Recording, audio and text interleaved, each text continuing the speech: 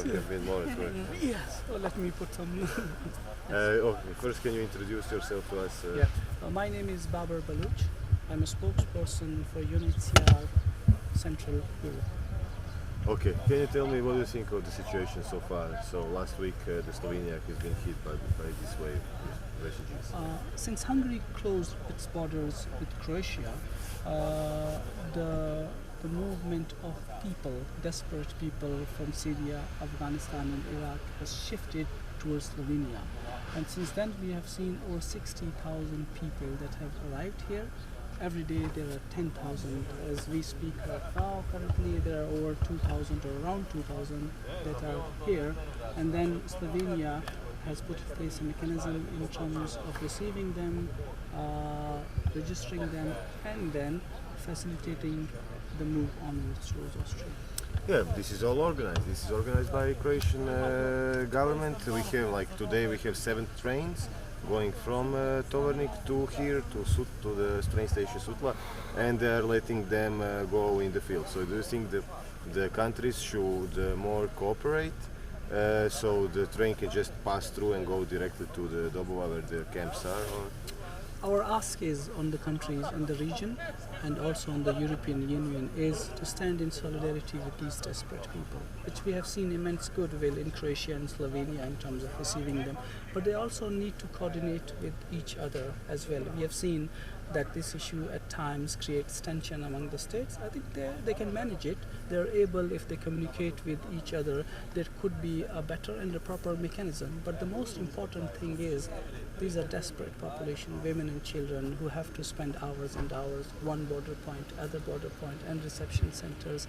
The need should be to look how we can make this reception better, that the population that have already suffered too much, a lot of trauma, their suffering is not increased but alleviated.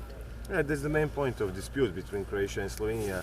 You have, and Serbia and Macedonia and Greece, so you have like 5 different registration points all the way just from Macedonia to Austria. So do you think that like the best way would it to be just like to have a fast registration or just like one big registration point? I think what we're seeing here is that the population has been on the move since last 2-3 months. The answer to all this is a screening, registration process, proper reception in place in countries like Greece. And this ask is on the European Union widely, because you cannot leave only one country to deal with this issue. I mean, see, there has been issues in terms of 10,000, 7,000 on the move, and countries are struggling in terms of coping mechanisms. I mean, when we see over 2,000 or 3,000 at one point at a border point or reception centers, as the waiting time becomes longer, agitation level, tension rise. So the best way is that there's a European answer to it, but it's very important that neighbors talk to each other. A coordinated solution to help this population. That's the answer. Today is the big meeting. Can you tell us what you hope for from the big meeting? Yeah. Our expectation is that Europe comes together in terms of finding a coherent answer to this issue, which has been missing. And that goes back to proper reception, registration and screening in places like Greece, and from there adopting and applying the agreed relocation quota of 160,000 people. That's very important to stabilize this population. But what is very important also is helping hosting countries in Syria's neighborhood as well as other refugee situations. But let's not forget that or a majority of this population is here because there are no legal ways to come into Europe. If you have a relative, you have linkages and other needs in terms of resettlement, that needs to be looked into. Okay, so you are in favor of giving them just visas so they can fly by plane? Or? No, I think you need to look at the issue in its entirety.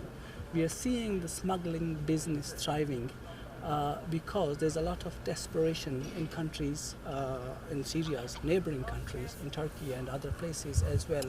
If there's a legal way where these claims could be processed in terms of if you have a linkage, if you need to come for somewhere Europe in a legal way, then you're going to have that business as well. But also, if you have proper mechanisms in terms of receiving these desperate people, that 7,000 people have died since last year in terms of the moves in the Mediterranean and the agency. How many more do we want that they give themselves up to these ruthless numbers?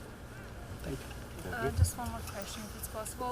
There have been talks by the Slovenian government this week about building a fence on the border. What is your take on that? Would that create even more chaos if that happens? I think what we have seen is individual measures or unilateral measures by individual countries in terms of putting in place border management tools, building fences and walls. First, that's not an answer. It creates a lot of chaos. And we have seen this. I think that's not an answer for a refugee population, because we know that these are desperate people running away from wars and conflicts. They need to be helped. We as UNHCR, we are not against border management. Every country has a sovereign right. But those border management tools should be protection sensitive. When an asylum seeker or a refugee population arrives, they need to have access to the territory.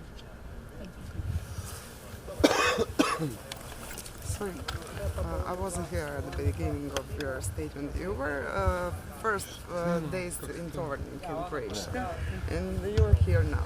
So can you compare the situation in Croatia and here in Slovenia? Who is better prepared for the refugees? I think it's not a competition in terms of who is better prepared or not. It's a humanitarian consideration that each country has to look into because of the desperation of this population. When people were coming in from Serbia into Croatia, there was immense goodwill in terms of receiving these people. And when the numbers rose, we saw that the initial responses were challenged, but then afterwards Croatia fine-tuned it. So they put in place a system. We see a lot of goodwill over here in Slovenia as well. Since Hungary has closed its border with Croatia, over 60,000 people have arrived over here. Slovenia has been receiving them well in terms of keeping them in the centers and helping them onwards movement. So the goodwill is here. Yes, there's always room in terms of improving reception and also distribution and also mechanism in terms of onwards travel.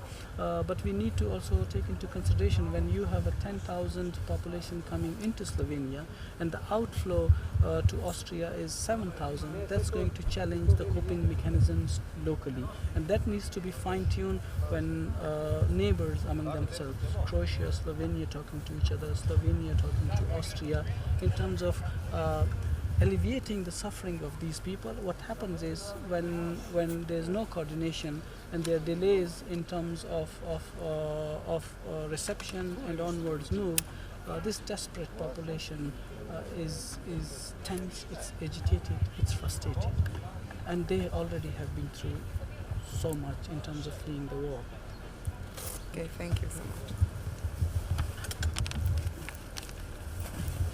What is your name? My name is Babar Baluch. I'm a spokesperson for UNHCR Central Europe, but I'm based in Budapest.